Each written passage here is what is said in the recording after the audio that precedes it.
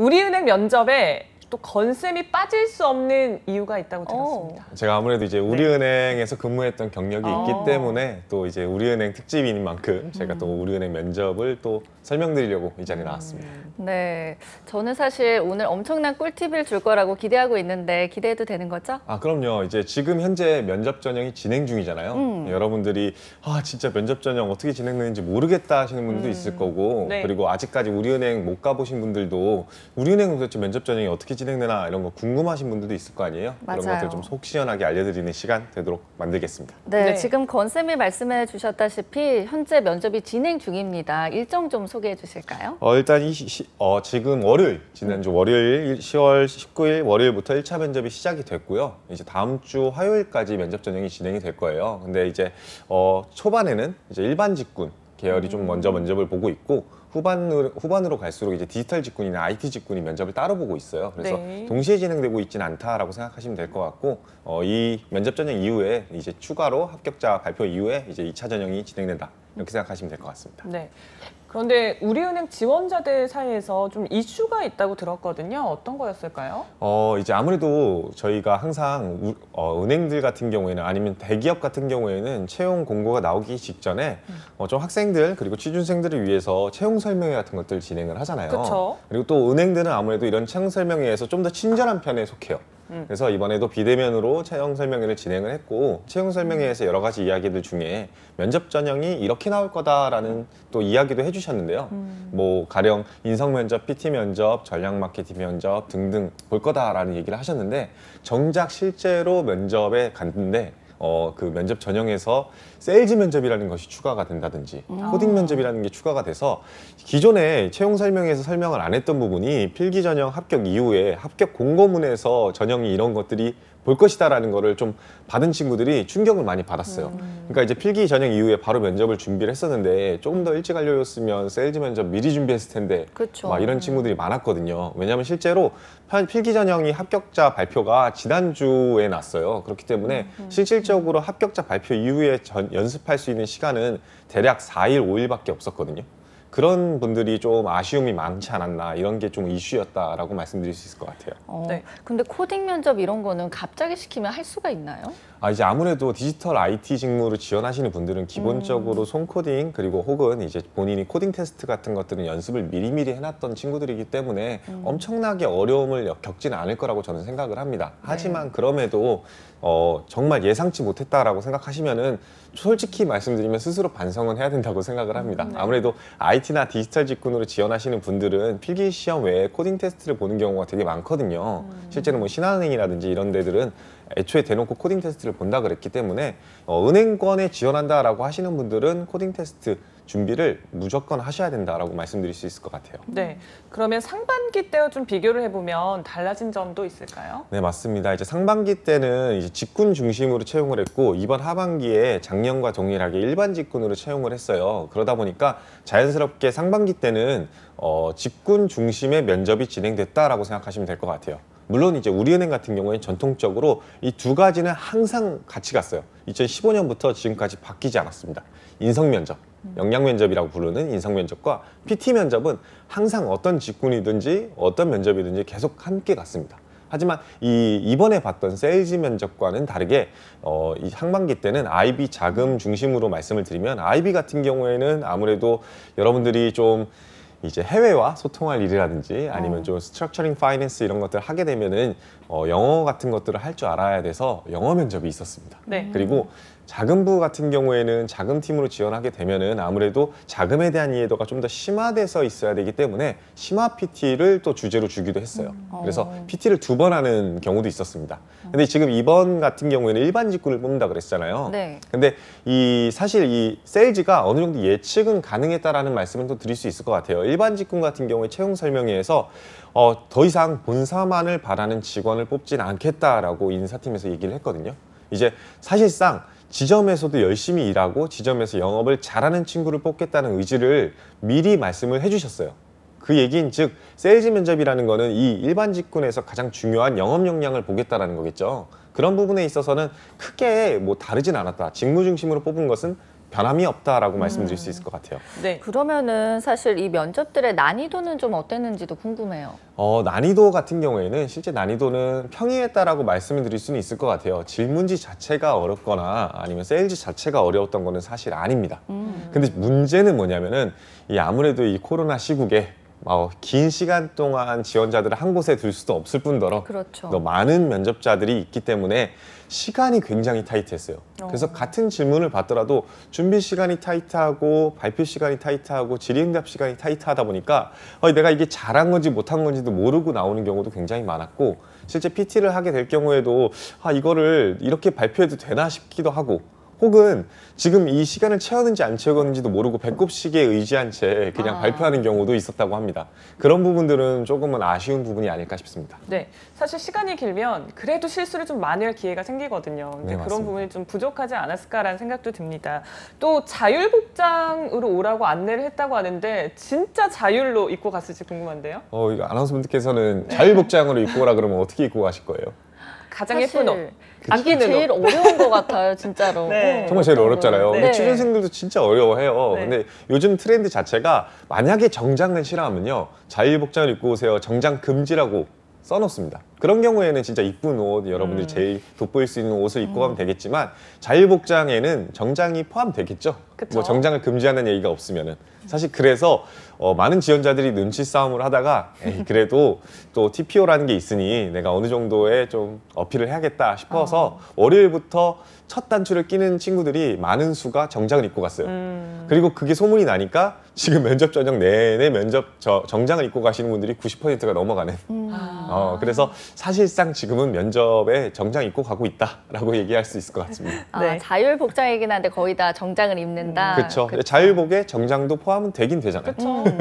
그래서 그게 가장 편할 것 같기도 해요. 네, 맞습니다. 그러니까요. 사실 이렇게 면접 볼 때는 의상 고르는 것도 왜 그렇게 어려운지 모르겠어요. 맞습니다. 저희도 추억이 새록새록 나는데 그럼 저희가 이제 본격적으로 인성 면접을 좀 알아볼게요. 우리은행 인성 면접 어떻게 되나요? 이제 아무래도 모든 은행 아니고 그 모든 대기업이던 기업체의 면접 전형 중에 가장 중요한 게 저는 이 인성 면접, 역량 면접이라고 생각을 합니다. 그렇기 때문에 다른 면접과 다르게 시간 배분이나 할당이 조금 더 많이 되지 않았나라는 생각을 해요. 네. 일단은 지원자가 저는 개인적으로 한 명이 들어갈 줄 알았는데 두 명을 또 같이 들어갈 수 있게 해줘가지고 약간은 비교가 되는 면접 구조였어요. 그래서 한 사람당 6분 정도의 시간 혹은 8분 정도의 시간이 주어지고 총 시간 한 15분에서 16분이 주어졌다고 생각하시면 될 것 같습니다. 그래서 질문지가 오고 가고 옆에 있는 친구한테도 질문지가 오고 가서 그러고 면접 전형이 끝나는 그런 전형이었다라고 생각하시면 될 것 같아요. 네, 2명씩 들어갔네요. 네. 자, 그리고 딱 들어갔을 때 그런 거 있잖아요. 긴장감. 1분 자기소개를 시킬까 안 시킬까 항상 이게 고민이거든요. 맞습니다. 네네. 어땠을까요? 일단은 기본적으로 대부분의 면접장에서는 1분 자기소개를 시켰다라고 생각하시면 될 것 같아요. 모든 면접관들이 시킨 거는 아니었긴 합니다. 이제 갈수록 시간이 타이트해진 면접장에서는 안 시키는 경우도 있었다고 하는데 기본적으로는 열의 7, 8은 시켰다고 생각하시면 될 것 같아요. 그러니까 어떻게든 여러분들 면접 전형을 준비한다라고 하시면 이 자기소개는 무조건 필수 조건입니다. 다만 이 자기소개의 종류가 1분 자기소개가 있고 30초 자기소개가 있잖아요. 그쵸. 그래서 애매하다 싶으시면은 한 40초짜리 자기소개를 준비하시고 좀 빨리 해주세요라고 하면요. 거기서 살을 좀 빼고 좀 더 해주세요라고 하면 살을 좀 더 떼는 그런 식의 전략을 추구하는 것이 가장 합리적이지 않았을까 싶습니다. 아니 제가 갑자기 궁금한 게 생겼는데 사실 건쌤도 우리은행 면접을 보셨을 거 아니에요. 네, 맞습니다. 그때 1분 자기소개 어떤 식으로 하셨어요? 저 같은 경우에는 제가 생각하는 은행원의 모습과 그 모습을 위해서 내가 어떤 노력들을 했는지 그리고 그것이 왜 당신이 저를 뽑아야 되는 이유인지에 대해서 설명하는 그러한 면접 1분 자기소개를 했습니다. 은행원이라는 게 사실은 자본을 만지기 이전에 앞서서 상호간의 신뢰를 기반으로 하는 산업이잖아요. 남에게 신뢰를 받을 수 있는 사람인가라고 물어봤을 때 저는 누구보다 그 신뢰도를 가장 잘 쌓을 수 있는 인재이기 때문에 우리 은행과 함께 할 수 있다라고 얘기를 했거든요. 그런 부분들이 조금 더 설득력 있게 들리지 않았을까 싶습니다. 네. 이야. 아니 취준생분들이 권쌤처럼 그냥 툭 치면 바로 나왔으면 얼마나 좋을까 이런 생각할 것 같아요. 보통은 그러면은 질문 유형은 어떻게 나오나요?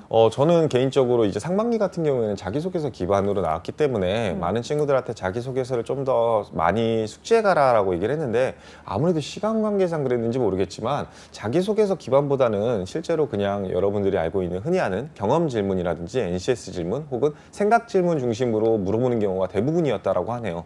예를 들면은 본인이 가장 삶에 중요시 여기는 가치가 무엇인지 라든지 본인은 리더인가 팔로잉가 라든지 하는 질문과 함께 꼬리 질문까지 이어져 나가는, 물론 여러분들이 아주 기본적인 질문, 은행원이 왜 되고 싶은지, 은행원이 되기 위해서 어떤 노력을 했는지라든지 이런 질문들도 당연히 출제가 됐지만 이러한 가치 질문이라든지 경험 질문들도 충분히 나올 수 있는 영역이었다라고 꼭 인지하고 있으셔야지 여러분들이 좀 대비가 어느 정도 가능할 것 같습니다. 네. 그냥 어떤 사람인가가 보고 싶었다라는 생각이 드는데, 근데 재밌는 게 이게 딱 둘이 들어가잖아요. 그쵸. 둘이 들어가면 아무리 정말 내 가치관이어도 앞에서 얘기하면 이걸 할 수가 없단 말이에요. 좀 그 분위기 어땠을지 궁금한데요. 일단은 여러분들 당연히 이제 본인이 준비한 역량이 막 예를 들면은 커뮤니케이션을 정말 잘한다 그래서 커뮤니케이션 능력을 가지고 있다라고 얘기를 하고 싶었어요. 근데 네. 옆 지원자가 커뮤니케이션 역량을 이미 얘기해 버렸어요. 그러니까요. 이런 경우를 미연에 방지하기 위해서라도 절대 획일화되어 있는 답변을 그냥 네. 준비하시면 안 됩니다.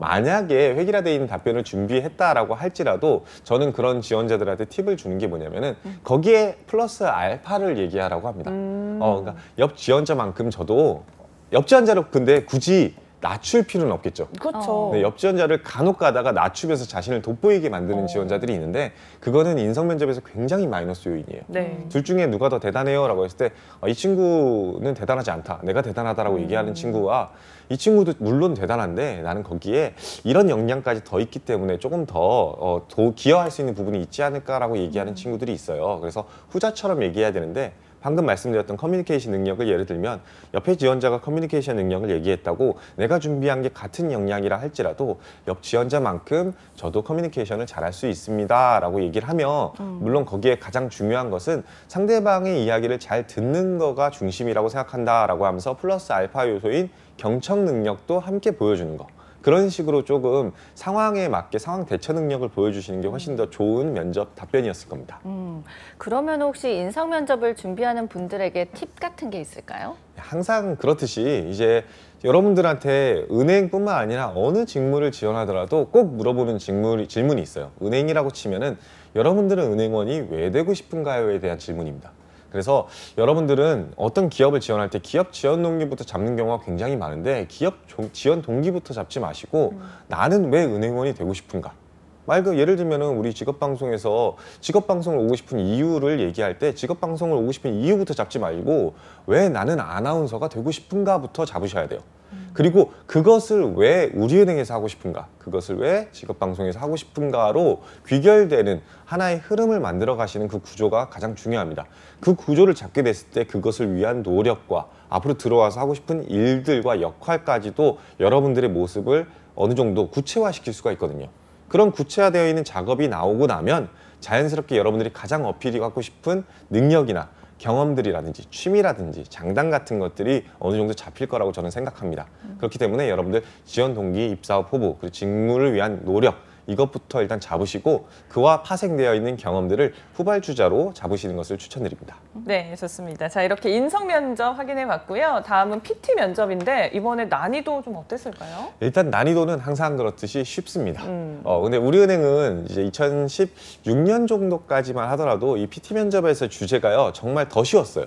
예를 들면은 쉽다고 얘기하면 또 이게 좀 거만하다고 얘기할 수 있겠지만 쉽다라는 게 일반 상식 기준에서 면접 주제가 대부분 출제가 됐었거든요. 네. 예를 들면은 사형제도 찬성하냐 반대하냐 그 한쪽의 입장으로 발표를 해라 라든지 영유아 보육원 CCTV 설치 혹은 이제 여러분들이 이제 지금 현재 그 요령층이 많아지고 있다 보니까 아무래도 인구가 지금 감소하고 있잖아요. 그런 네. 거에 있어서 저출산 문제를 해결할 방안 같은 거 한번 PT해봐라. 이런 주제들이 대부분 출제가 됐었거든요. 근데 2017년을 기점으로 사실상 직무 중심의 채용을 한다라고 얘기를 했잖아요. 그러고 나서는 우리은행에서 전통적으로 PT 주제는요, 대부분 은행의 대응 방안이라든지 은행원으로서 어떤 역할을 할 수 있는지 직무 중심으로 물어보는 경우가 대부분이었어요. 그리고 그 기조는 현재까지도 계속 이어졌기 때문에 사실상 이 질문지 자체는 은행의 대응 방안 혹은 은행원의 대응 방안을 얘기하는 거였어요. 다만 그 주제는 아무래도 은행의 대응 방안을 얘기해야 되기 때문에 은행과 연관성이 있는 시사상식에서 나왔겠죠. 실제로 PT 주제 자체는 굉장히 어렵지 않았습니다. 대표적인 예시를 뭐 2가지 정도 들어드리면, 하나는 지금 현재 1인 가구가 증대되고 있잖아요. 네. 1인 가구를 위해서 은행이 할 수 있는 상품이나 혹은 서비스를 기획해봐라 라는 PT가 있었고요. 네. 또 다른 PT 같은 경우에는 실제 지금 고령층이 증가됨에 따라서 실제로 애플리케이션이라든지 이런 거 사용하지 못하시는 어르신들 많잖아요. 이분들 디지털 소외계층한테 어떠한 노력을 할 수 있을지 한번 발표해봐라 라 같은 주제가 주어졌어요. 물론 주제만 주어지진 않았습니다. 여러분들 실제로 주제만 주어졌을 때 침 흘리면서 그냥 멍 때리시는 분들이 있어요. 왜냐하면 한 번도 듣도 보도 못한 주제인데 그래서 자료는 제공이 되긴 합니다. 그래서 한 4페이지 정도에서 5페이지 정도의 자료가 제공되는데 정말 자료는 자료일 뿐이에요. 배경 지식만 알려주는 자료가 대부분이었고 그 배경 지식으로는 방안은 절대 제출할 수 없었기 때문에 여러분들이 배경 지식을 쌓는 용도로 자료를 활용하고 아니면 근거로서 자료를 활용하고 나머지 것들은 여러분들만의 방안을 발표해야 됐다라고 생각하시면 될 것 같아요. 네. 그러면 PT 면접 이제 봐야 될 텐데 이번에는 뭐 디지털과 IT 쪽 남았잖아요. 네, 맞습니다. 어떻게 전략을 좀 세우면 좋을까요? 디지털 IT도 사실상 은행의 대응 전략이라든지 아니면 여러분들만의 능력 이런 것들을 어필하는 시간이 될 거예요. 그렇기 때문에 여러분들 첫 번째로 지금 이제 면접장에 가기 전까지는 많은 시사상식 이슈, 은행과 관련된 디지털과 관련된 이슈들을 많이 숙지해 놓으라고 추천드리고 싶어요. 뭐 여러분들 흔히 알고 있는 빅테크라든지 아니면 핀테크, 나아가서 오픈뱅킹이라든지 오픈 API까지도 많은 핫 이슈잖아요. 이런 것들에 대해서 완벽히 숙지해 놓으시는 것이 일단 첫 단추라고 생각합니다. 네. 그리고 단순히 거기서 멈추지 말고 우리은행이 만약에 그 주제를 받게 된다면 어떠한 대응 전략이라든지 활용 방안이 있을지까지도 미리 고민해 놓으시는 게 좋지 않을까 싶습니다. 왜냐하면 이 PT 면접의 맹점이 준비 시간이 6분이었습니다. 이 주제를 받았는데 6분 만에 PT 준비를 해야 돼요. 그래 놓고 4분 동안 PT를 했어야 됩니다. 6분 준비한 거를 4분 동안 발표하는데 네. 이 4분 동안에 뭐 칠판이 있는 것도 아니고 그냥 면접관 앞에서 계속해서 발표를 해야 되기 때문에 배경 지식이라든지 여러분들이 미리 생각을 안 해놨다면 6분 만에 그 4분짜리 PT를 준비하기는 쉽지 않을 겁니다. 그래서 미리미리 고민하시는 게 굉장히 중요하다. 게다가 이거 끝나고 나면은 질의응답은 없었을까요? 질의응답도 있겠죠. 있습니다.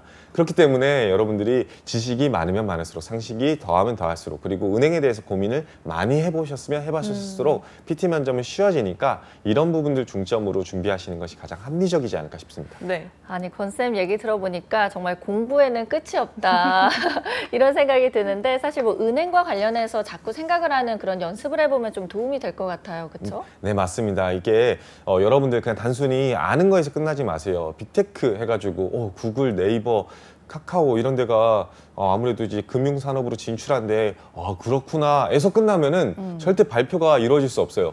그 진출할 때 만약에 여러분들이 우리은행을 지원한다면 만약에 우리은행이라면 어떻게 대응 전략을 짜야 될까? 만약에 기업은행이라면 어떻게 대응 전략을 짜야 될까라는 식의 접근을 하시고 여러분들만의 생각을 정리해 놓으시는 것이 이 PT 주제에서 가장 중요한 방법입니다. 그것이 네. 오히려 여러분들이 여러분들 진짜 은행을 가고 싶고 내가 은행을 위해서 많은 생각들을 해봤다는 로열티를 보여주기 가장 좋은 요소라고 저는 확신합니다. 네. 혹시라도 좀 시간 관련해서 아쉬움이 있는 분들이 정말 많을 것 같은데 팁 같은 거 있을까요? 맞습니다. 이게 사실은 전통적으로 은행들 같은 경우에는 만약에 3분 발표다, 4분 발표다라고 한다면 이 발표 시간에 손을 들어서 표시를 해줬어요. 이제 3분 발표다 그러면 한 2분 30초 중에 이렇게 싹 보여주고 3분 발표다 그러면 4분 발표다 그러면 이렇게 싹 손을 들어줘서 발표를 좀 이제 마무리할 수 있게끔 도와줬는데 네. 이번 면접에서는 그랬던 방이 있는가 하면 그렇지 않았던 방도 있었다라고 하더라고요. 복불복이네요. 네, 그래서 이제 배꼽시계에 의존해야 되는 그런 상황이 있었어요.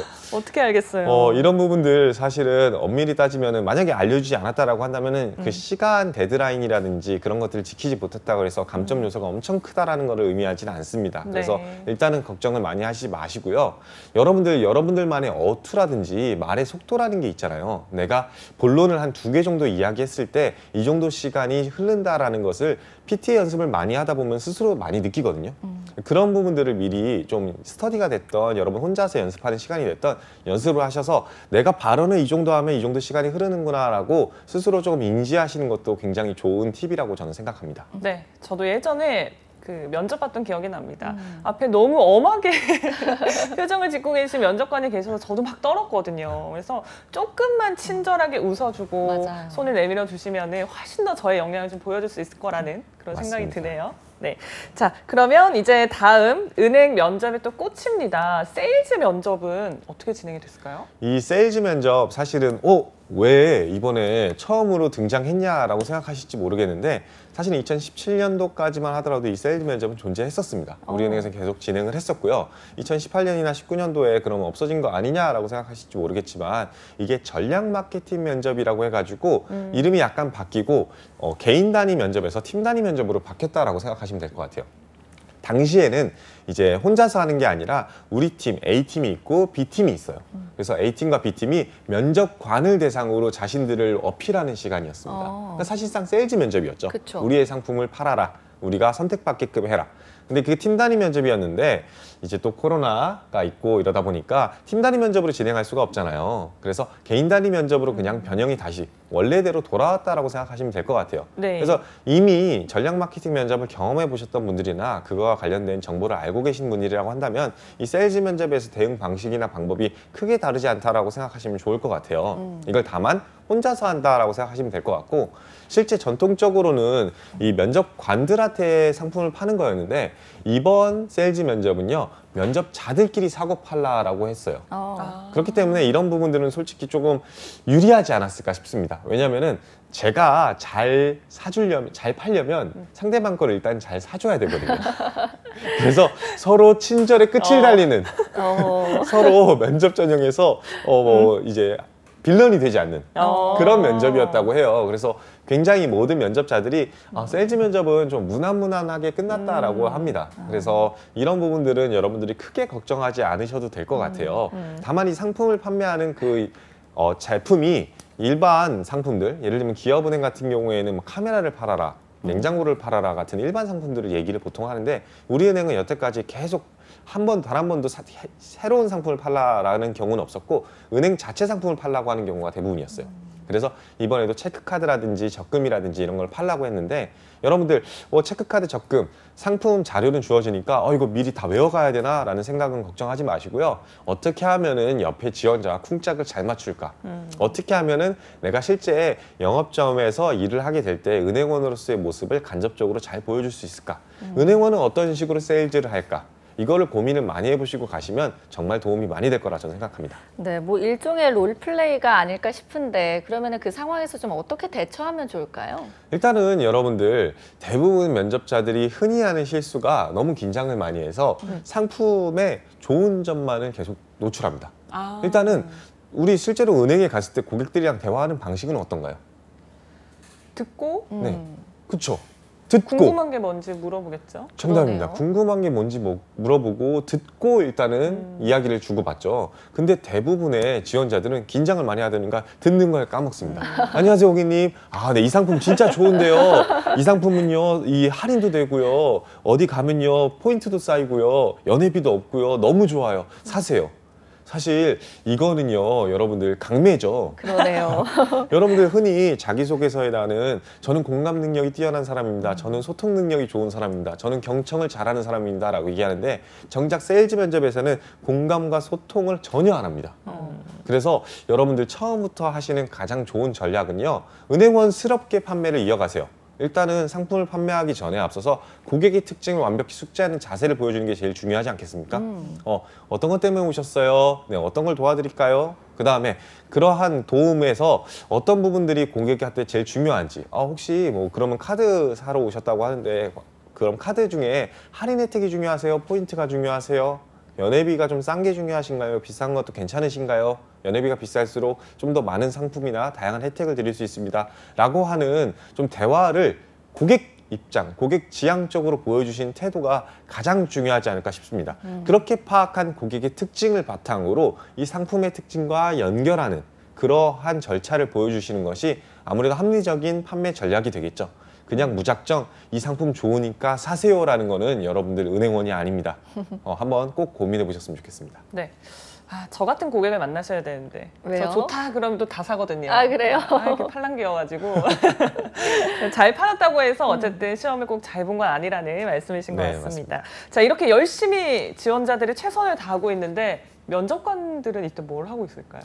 이제 면접관들이 사실은 진짜 이 맹점인데, 면접관들이 뭔가 중간에 거둔다든지 뭔가 이렇게 대답을 해준다든지 대화를 하면은 정말 좋겠죠. 근데 정말 멀뚱멀뚱 지켜보기만 하십니다. 시작하세요 라고만 하고 어떻게 시작하라, 어떤 질문을 시작으로 잡아라, 아니면 판매자는 어떤 입장으로 판매를 해라, 구매자는 어떤 입장으로 구매를 해라라는 롤까지도 자세하게 안 줍니다. 그냥 판매자가 되세요, 구매자가 되세요, 역할을 바꾸세요, 자료는 이겁니다 정도만 개입을 하기 때문에 정말 여러분들 왜 안내를 안 하지? 라고 순간 당황하지 마시고요. 네. 그냥 그 시키는 롤에 따라서 정말로 철저하게 지금 나무주 현상을 받을 각오로 정말 내가 은행원이라고 빙의를 해서 면접에 임하시는 게 제일 중요합니다. 여기서 중요한 포인트 한 가지는요. 판매하다 보면 아무래도 이 판매에 대한 평가는 면접관이 하겠죠. 그렇죠. 그러다 보니까 판매하다가 중간중간에 이거 어떠세요? 하면서 면접관을 이렇게 싹 한번 보고 이거 괜찮으세요? 하고 네. 면접관을 싹 보면서 눈치를 봅니다. 절대 그러지 마세요. 네. 여러분들 앞서 말했듯이 롤플레잉 면접이라고 말씀해 주셨잖아요. 이 롤플레잉이라는 거는 정말로 혼신의 힘을 다해서 자신의 역할과 일들에 대해서 빙의하시는 게 제일 중요해요. 눈치 보지 마시고 점수가 얼마 나올지 걱정하지 마시고 그 자리에서만 열심히 임하면 좋은 결과가 나올 거라 저는 확실합니다.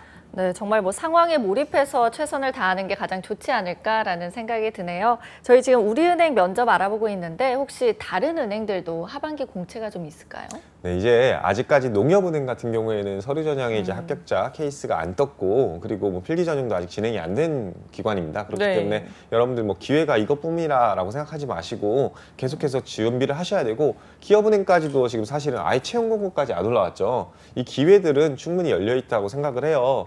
이 일희일비하지 않으셨으면 좋겠어요. 우리은행 물론 못 가신 분들도 있을 거라 생각을 합니다. 하지만 못 갔다 할지라도 여러분들이 그게 기회가 끝이는 아니잖아요. 그렇죠. 그냥 이번 하반기는 날렸다 생각하지 마시고 계속 여러분들이 준비하시는 거, 필기 준비가 됐던 면접 준비가 됐던 성심껏 임하셨으면 좋겠고, 우리은행 면접을 보신 분들이라 할지라도 우리은행 결과가 어떻게 될지는 아무도 모르는 거잖아요. 잘 되셨으면 좋겠어요.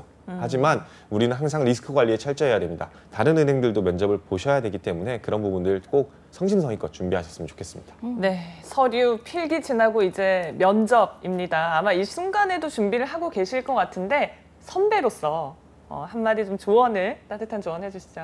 여러분들 제일 중요한 거는 사실 앞서 말씀드렸듯이 은행원으로서 왜 되고 싶은지, 내가 왜 우리은행에 오고 싶은지가 제일 중요해요. 그런 것들이 잘 드러나는 것이 인성 역량 면접이고 PT 면접이라고 저는 확신합니다.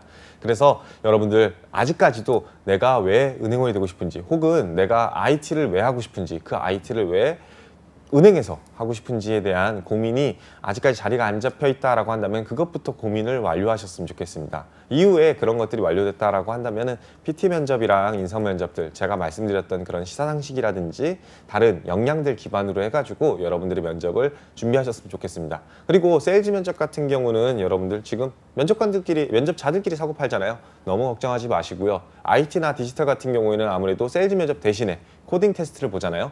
그래서 그 코딩 테스트 좀 기억이 안 나거나 좀 덜 익숙하다라고 한다면은 지금이라도 빨리 성심성의껏 지금 테스트 한번 연습해 보시고 면접관에 임하셨으면 좋겠습니다. 그래야지 여러분들 2차 면접까지 좋은 결과 이어질 것이고 최종적으로 은행원이 될 거라 저는 생각합니다.